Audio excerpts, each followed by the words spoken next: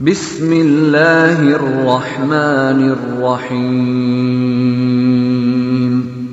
كان القرآن له خلقا محصول القول وسيده هذا الوهاب سيكرمه وبرحمته يتغمده ويذيع الله له ذكرا وإلى الآباد يخلده هذا مني وأنا منه وفضائله ستسوده طابت في الدنيا عيشته وعوالي الجنة موعده طابت في الدنيا عيشته وعوالي الجنة موعده.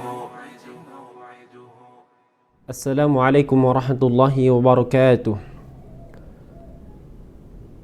Alhamdulillahilladzi anzala al-furqana ala 'abdihi liyakuna lil'alamina nadhira mu'jizan lil insi wal jinni walau kana ba'duhum li ba'dhin dhahira.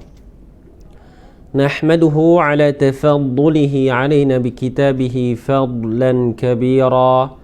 ومن يؤت الحكمة فقد أوتي خيرا كثيرا ونصلي ونسلم على المبعوث بشيرا ونذيرا وداعيا إلى الله بإذنه وسراجا منيرا.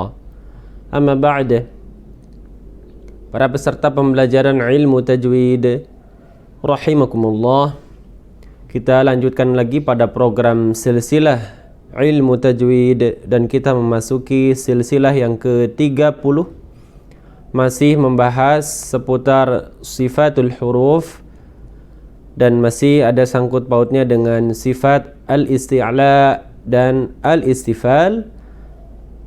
Pembahasan pada silsilah kali ini yakni mengenai maratibut tafkhim atau tingkatan ketebalan huruf-huruf isti'la.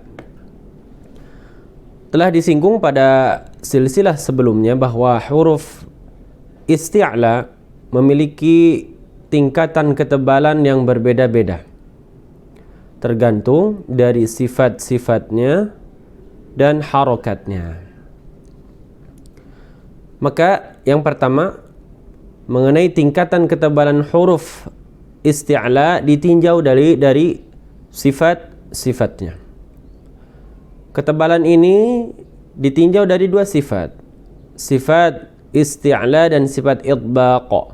Mengenai sifat al-itbaq insyaallah akan dibahas pada silsilah selanjutnya, yakni silsilah yang ke-31. Namun yang harus kita perhatikan yakni bahwa huruf isti'la yang memiliki sifat itbaq ini lebih tebal, lebih kuat dibandingkan dengan huruf isti'la yang tidak itbaq atau infitah. Ini yang harus diketahui. Jadi 4 huruf isti'la yang juga itbaq, yakni huruf shad, dad, ta dan dha, ini lebih tebal dari huruf isti'la yang tidak itbaq yang berjumlah 3 huruf yang sisanya, yakni huruf kha, huruf ghain dan qaf. Misal kalimat zalama ini lebih tebal dari khalaqa. Kalimat taba'a ini lebih tebal huruf ta ini daripada kalimat qa'ada.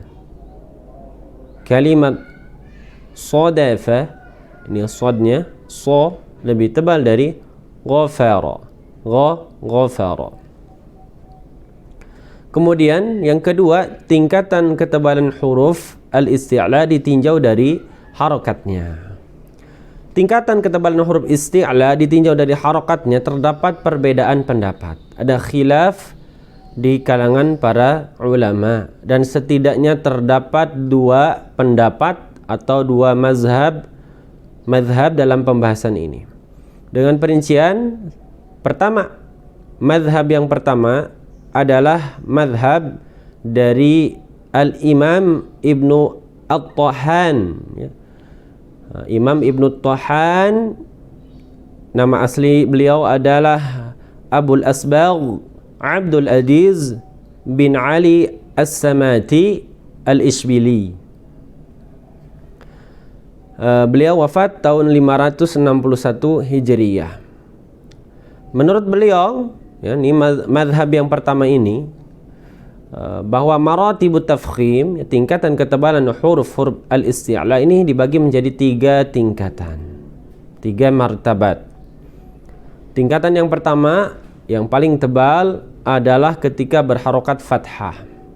Kami contohkan dua kata, satu kata mewakili huruf isti'la yang tidak itbaq, satu lagi mewakili huruf isti'la yang itbaq. Misalkan kalimat qala, ini di tingkatan pertama. Sa'ada, ini di tingkatan kedua. Di tingkatan pertama untuk huruf itbaq. Qala sa'ada.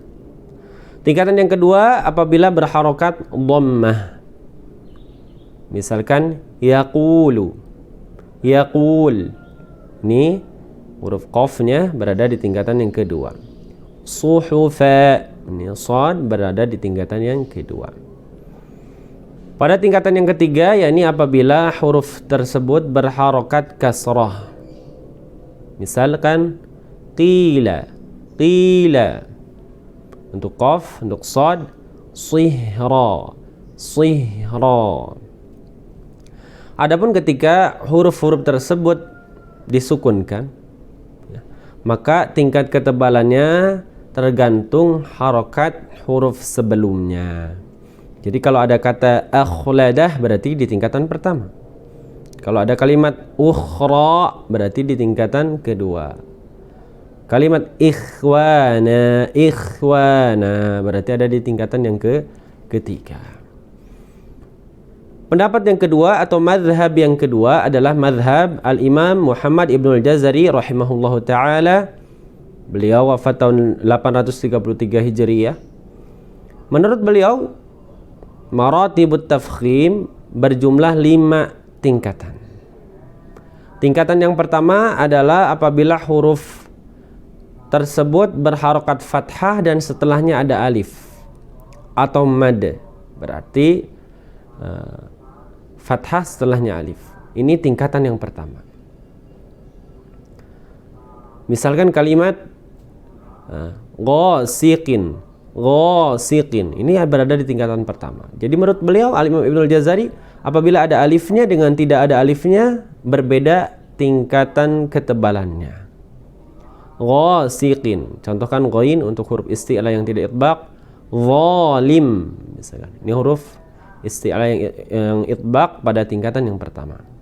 Tingkatan yang kedua adalah apabila berharokat fathah dan setelahnya tidak ada alif atau tidak mad. Kalimat ghafar, ghafar. Atau kalimat zalam, zalam. Nah, ini berada di tingkatan yang kedua. Pada tingkatan yang ketiga, yakni apabila berharokat dhammah. Misal kalimat ghulibat, ghulibat atau ghufur. Tingkatan yang keempat, apabila huruf tersebut tidak berharokat atau dalam keadaan sukun. Nah, ini yang membedakan antara mazhab yang pertama. Perbedaannya adalah di tingkatan yang pertama. Al-Imam Ibnul Jazari menambahkan fathah setelahnya alif untuk di tingkatan yang pertama. Dan di tingkatan yang keempat beliau memasukkan huruf yang sukun. Jadi huruf yang sukun ini memiliki tingkatan yang sama, baik sebelumnya berharokat fathah, kasrah atau dhammah, ini dibaca dengan ketebalan yang sama. Ya, ini ketebalan nomor 4. Ya, di bawah berarti tidak terlalu dibaca tebal. Misal kalimat alna, tuzir, ya, yughni, ya. Mau sebelumnya fathah, mau sebelumnya kasrah, mau sebelumnya dhammah, tetap di tingkatan yang sama. Azlama, yuzlamun. Dan tingkatan yang terakhir apabila huruf tersebut berharokat kasrah. Ya. Sama berarti dengan mazhab yang pertama, tingkatan yang terakhir apabila berharokat kasrah. Misal kalimat ghil untuk huruf ghain dan huruf dha, dhilla, dhillan dhalila, dhilla. Maratibut tafkhim ini atau tingkatan ketebalan huruf isti'la ini dinazamkan oleh Syekh Muhammad bin Ahmad Al-Mutawalli yang kami tidak akan bacakan atau uraikan dalam silsilah kali ini mengenai matannya. Kemudian yang harus diperhatikan mengenai penurunan ketebalan dari tingkatan satu ke tingkatan yang lainnya, ini menurunnya sedikit saja, tidak sampai anjlok atau signifikan. Misalkan di tingkatan pertama kalimat qala, misalnya di tingkatan kedua langsung turun yaqulu. Nah, ini turunnya terlalu signifikan, jadi hanya turun sedikit saja. Ya, tingkatan ini tidak berarti menurun satu tingkatan ke tingkatan yang lain menjadikan huruf tersebut menjadi huruf yang tipis.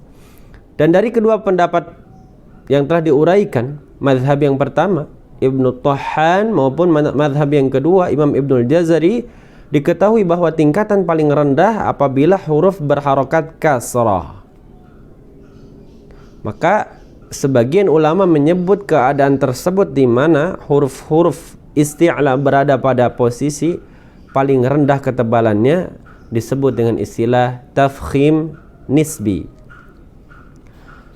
Pada huruf-huruf isti'la yang tidak itbaq, berarti ada 3 huruf berada pada tingkatan terendah paling bawah, maka huruf-huruf tersebut dalam keadaan tafkhim yang lemah, bahkan bisa disebut hampir mendekati bunyi huruf-huruf tarqiq.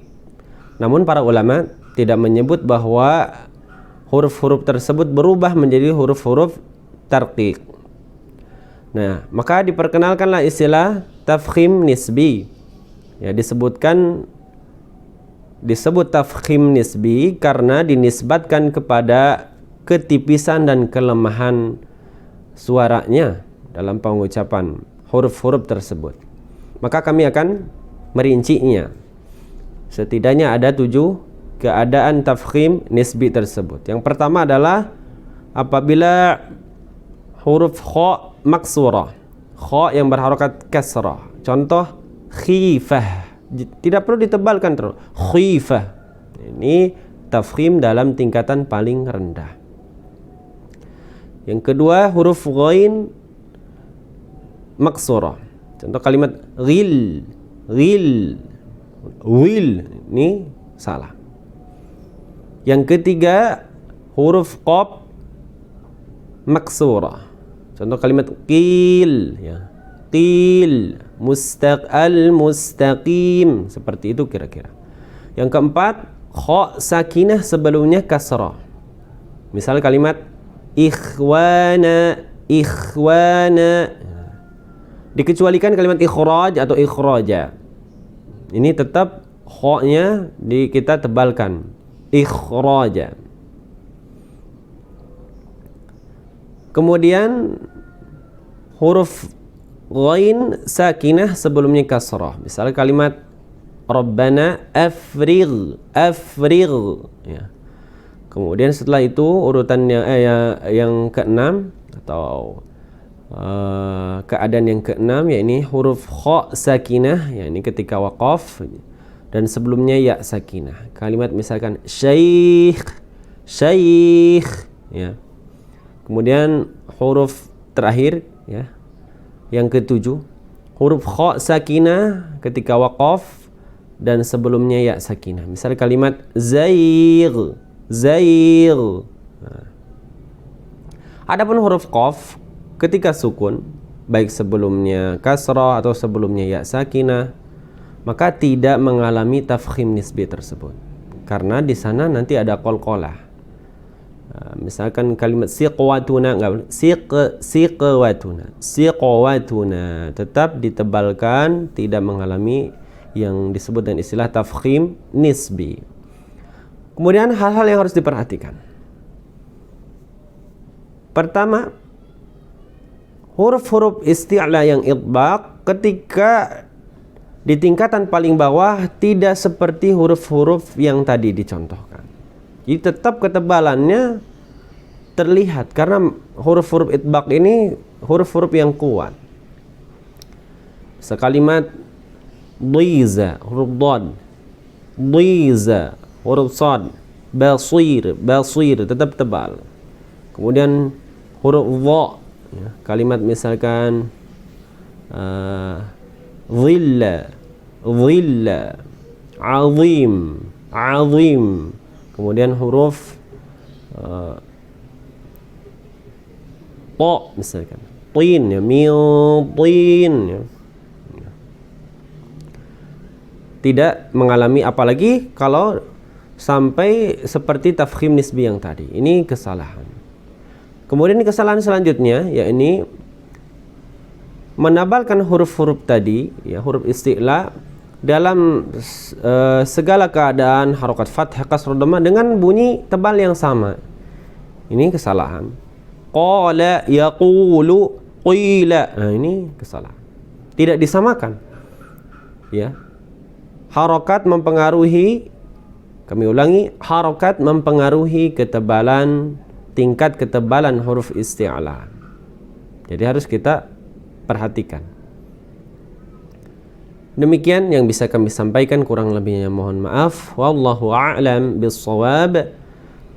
Wassalamualaikum warahmatullahi wabarakatuh. خل القرآن يسدده خلق القرآن ويرشده يسعى في العلم ويؤثره ويثابر فيه ويسنده أولى حق لا يغفله حق المولى فيوحده ينقاد لشرعة خالقه ليس الشهوات تقيده إن سمع أو رأى كثر أضحى لله تعبده لا يتبع مهيع مبتدع يقف الهادي ويقلده والقلب سليم من مرض يحوي القرآن يمجده يتلو ما يتلو من ذكر يتدبره